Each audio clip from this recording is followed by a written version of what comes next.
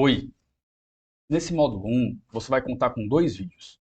O primeiro vídeo ele tem um conteúdo complementar ao conteúdo do material didático, da apostila da disciplina.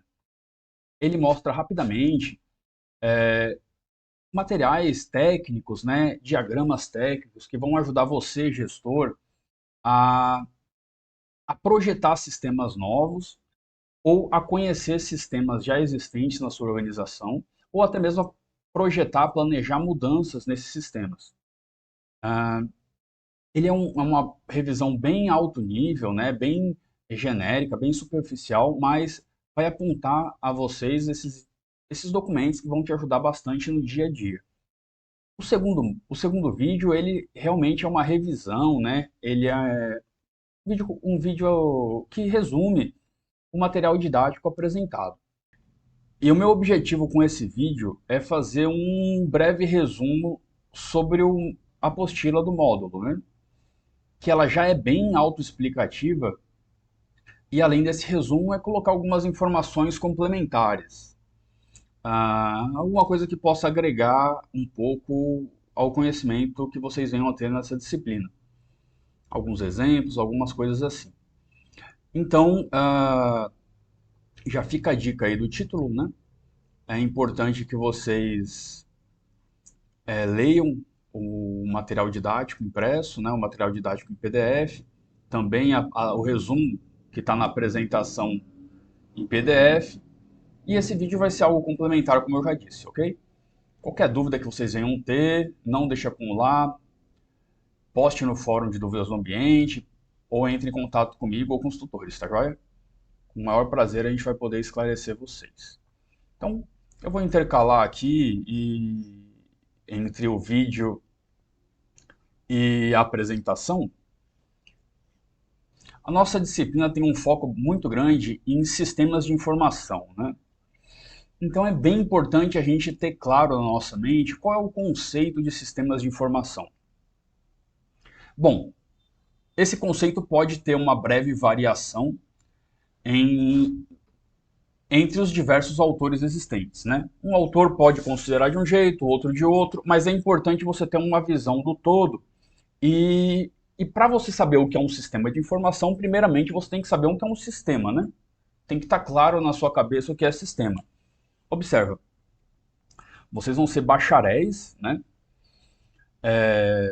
Então, é aceitável até que vocês, eventualmente, num corredor, de uma forma informal, tratem é, aplicação como sistema, né? Software como sistema. Dá para entender isso no dia a dia. Mas quando a gente estiver tratando de forma mais formal, numa reunião de negócios, né? Numa apresentação de um projeto, é muito importante que a gente trate as palavras pelo conceito correto. Isso demonstra até maturidade, conhecimento, né, capacidade da gente como profissional. Então, apesar de ter pequenas variações entre um autor e outro, basicamente o conceito de sistemas é um conjunto de partes independentes comunicantes entre si, tá? Então, obviamente, isso, como eu já falei, isso pode variar um pouquinho de um autor para outro, mas a ideia é essa, tá? Então observa que um sistema é um conjunto de partes independentes, porém comunicantes entre si. Essas partes se completam, né? Então é muito comum a gente compreender que a entrada, porque são partes, a entrada de uma parte gera uma saída para outra parte, que gera uma saída para uma outra parte. Para ficar mais claro, a gente pode conceituar isso aí como o próprio sistema nervoso, né? O sistema nervoso é uma parte de um sistema maior, né? Por exemplo, do corpo humano. Claro que eu estou fazendo uma analogia muito coloquial para vocês compreenderem o que eu estou falando, né? Mas o sistema nervoso é uma parte que, sem ela, o corpo humano, mais cedo ou mais tarde, né, rapidamente ele vai parar de funcionar, né? Assim como o sistema circulatório. Enfim, eu não entendo muito de seres humanos, né? Eu só estou dando um exemplo para vocês, né? Assim como o sistema digestivo, né? O sistema digestivo por si só tem essa função de fazer a digestão dos alimentos. Essa é a parte, né? Então o nosso corpo humano é dividido em várias partes, em vários sistemas, né? Em várias partes, cada uma das partes tem a sua função objetiva, por exemplo, no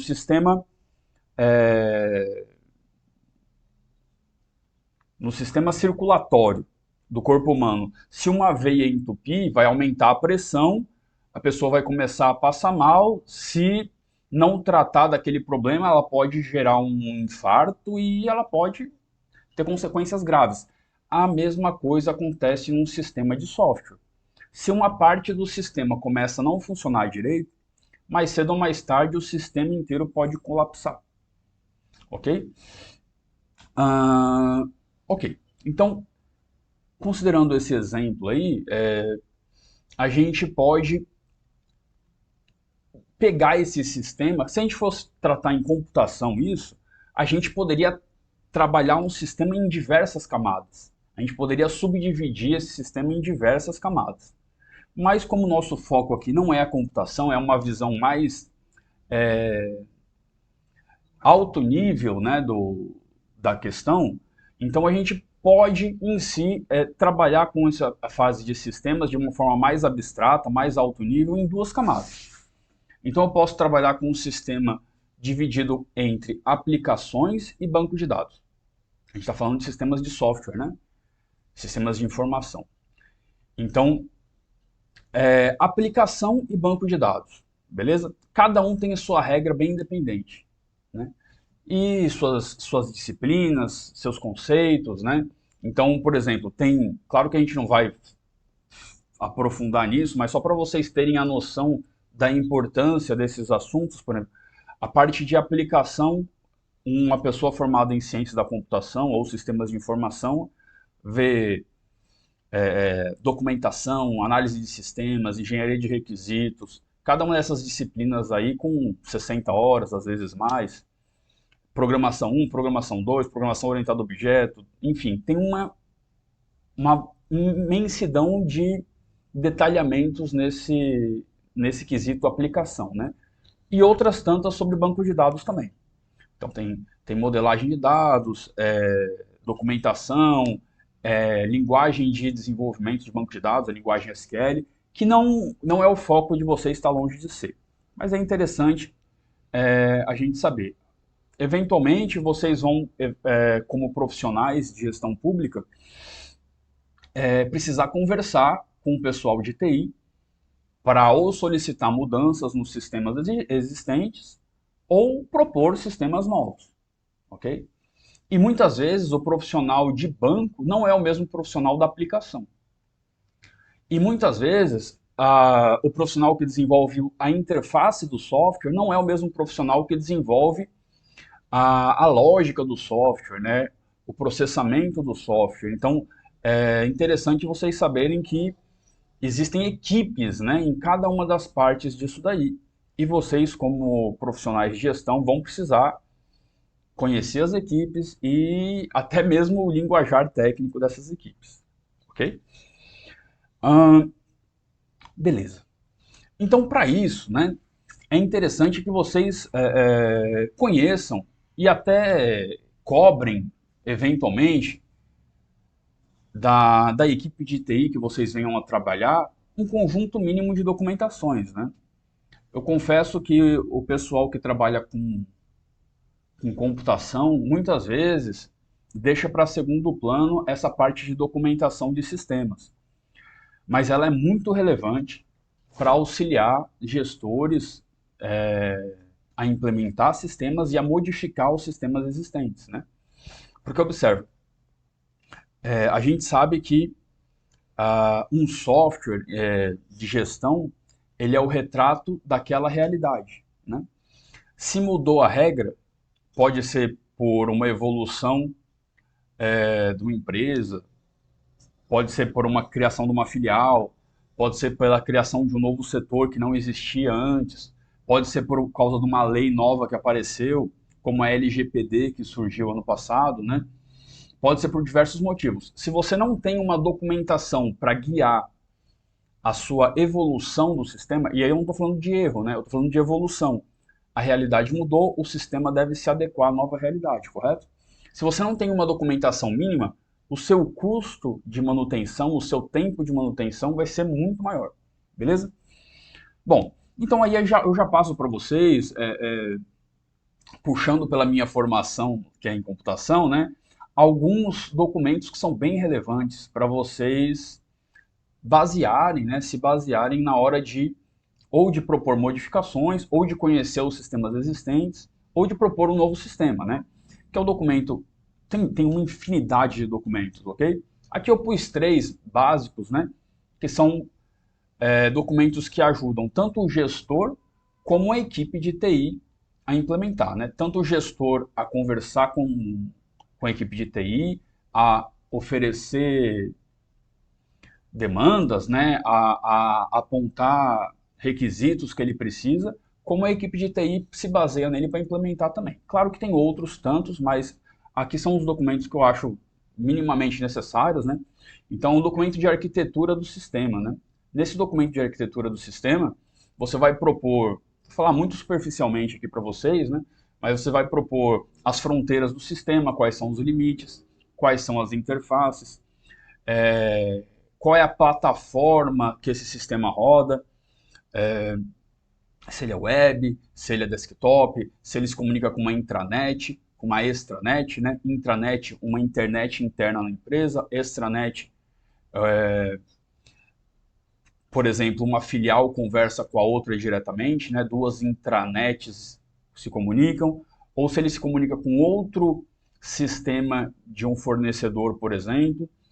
Então, ele é uma figura bastante intuitiva de se entender, porém muito necessária para a gente compreender as fronteiras do nosso sistema, a arquitetura que a gente está usando, a tecnologia que a gente está usando. Beleza? Eu posso ter diversos tipos de usuário usando esse sistema.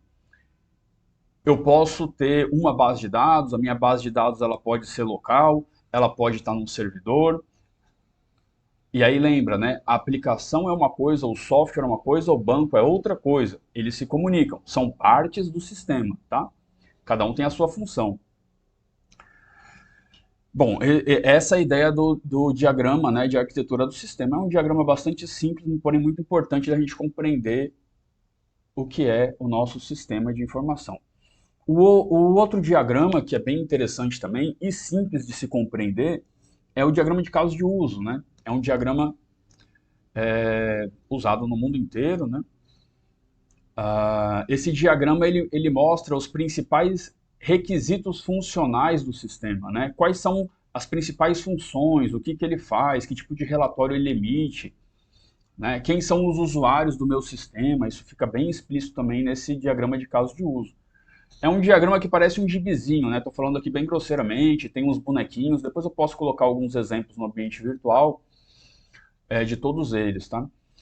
Tem uns bonequinhos daquele em formato de palito, uns balãozinhos dizendo quais são os usuários que interagem com cada um dos requisitos. E isso é bem interessante para a gente ter noção de quais são os requisitos do nosso sistema e quem tem a permissão de usar esses requisitos, beleza? O outro diagrama é o diagrama de banco de dados. O diagrama de banco de dados ele vai definir como os dados vão ficar armazenados em disco. E para isso é muito importante que esses dados tenham algumas regras, sejam armazenados seguindo algumas regras, né? E aí tem primeira, segunda, terceira forma normal, que aí as pessoas vão estudar aí 90 horas de banco de dados, né? Os programadores, os DBAs, para entender direitinho como funciona. Porém, o diagrama entidade de relacionamento, que é esse que está no slide, ele mostra basicamente a regra de negócio da empresa, porém voltado para o armazenamento desses dados em disco. beleza? Então ele não está muito preocupado com quem vai usar, quem são os usuários, ele não está preocupado com muita coisa. O que ele está preocupado é quais são os dados que serão manipulados e como eles serão armazenados em disco. Quem que vai fazer cada um desses documentos? A equipe de TI. Então o DBA, né, que é o administrador de banco de dados, vai fazer o diagrama de banco de dados. Pode ser um ou mais membros, né, um ou mais profissionais. Mesma coisa vai ser o caso de uso, né, que vai modelar os principais requisitos da aplicação, que vai ser provavelmente o engenheiro de requisitos, que vai ser alguém que vai trabalhar na programação do software. E a arquitetura de sistema pode ser o arquiteto do sistema ou o gerente de projetos, depende de como a equipe de TI é desenvolvida, né, é distribuída, é organizada, beleza? Mas é importantíssimo que esse diagrama entidade de relacionamento seja projetado, porque existem algumas regras para isso, né? Então, um banco de dados não pode ter redundância de dados. Por quê? Porque a redundância de dados leva à inconsistência. Então, vamos imaginar um exemplo simples, bem trivial, para não ficar muito repetitivo e técnico aqui. Um diagrama de banco de dados ele deve ser projetado de forma com que um dado seja único. Por exemplo, imagina assim, um cadastro de clientes. Se eu tenho o mesmo cliente, José da Silva, o mesmo cliente, o mesmo José da Silva, duplicado em duas bases, futuramente, se esse José da Silva mudar de endereço, eu posso alterar um lado só, uma parte da base e a outra não. Logo, amanhã eu vou ter dados conflitantes, dados não confiáveis. E esses dados não confiáveis são terríveis, né? Porque aí eu vou ter uma base não confiável. Quando eu tenho uma base de dados cujos dados são conflitantes, logo não são confiáveis, eu perco totalmente a confiabilidade do meu sistema. Porque eu não sei se o dado certo é o X ou é o Y, ok? Bom, isso aí é bem importante vocês saberem, né? Mas quem vai ter toda a responsabilidade de projetar isso aí são os profissionais, né? São os profissionais de TI. É interessante que vocês conversem sobre eles, porque é fácil você analisar um diagrama desse e ver se você precisa de mais requisitos ou menos requisitos, se tem dado a mais ou dados a menos, né? Ou os dados podem ser diferentes também. Esse era um breve resumo que eu queria apresentar para você sobre o fundamento dos sistemas, até um pouco da teoria de como é desenvolvido um sistema, um software, alguns documentos usados na engenharia de software, que pode ajudar muito você, como gestor público, a conversar com a sua equipe de TI e a propor uma mudança, ou uma evolução, ou um sistema novo, ok? Então, a gente encerra o vídeo 1 do módulo 1 e em breve você vai assistir o vídeo 2 do módulo 1. Até lá!